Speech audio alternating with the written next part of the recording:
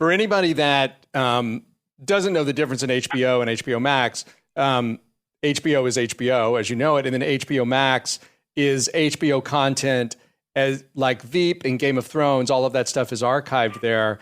Plus, 1,300 movies, from the Warner Brothers library, from Lord of the Rings, Wonder Woman, Casablanca.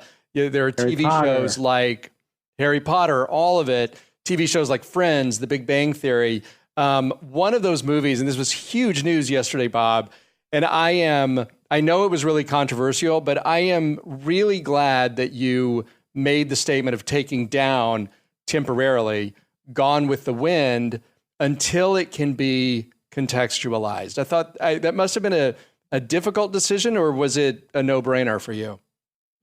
It was sort of a no-brainer. I mean, we have the best of intentions, obviously, here. And what you're referring to is the fact that, we have the Turner Classic Movies is part of the Warner Empire, which I'm really proud about, with the greatest library of movies in the world. And one of those movies is, Gone with the Wind. And it's been on Turner Classic Movies, the network, many, many times over the years.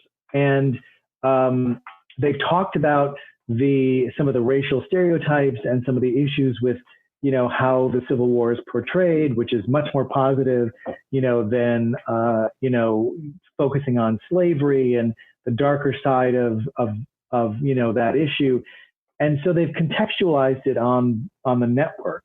When we put it on the platform, and inside HBO Max, we have a TCM hub, so you could just scroll right down and, go right into the TCM, universe, and the movie is there. And when you call it up, unfortunately, it does not have a disclaimer which talks about some of these issues. And if it was on the linear network, it wouldn't need it because they're often talking about these issues. But we failed to put the disclaimer in there, which basically sets up, the issues that this movie, really brings up. And so we took it off, and we're going to bring it back with the proper context. And it's what we should have done. And so I don't regret taking it down for a second. I only wish we had put it up in the first place with the disclaimer. And, we just didn't do that.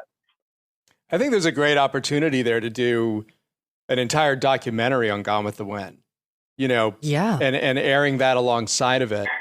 It's a fascinating group of issues. Yes, it's a good idea, and it's a really complex set of issues, as you say. Now, TCM has done. It's been featured in the Turner Classic Movies Film Festival, which they do every year. And I think a year or so ago, they did a very detailed panel discussion about all these issues. And I think it runs for about an hour. They filmed it. We're going to bring that into the platform as well. So yes, this is a complicated film, undeniably one of the most watched movies of all time and most award-winning.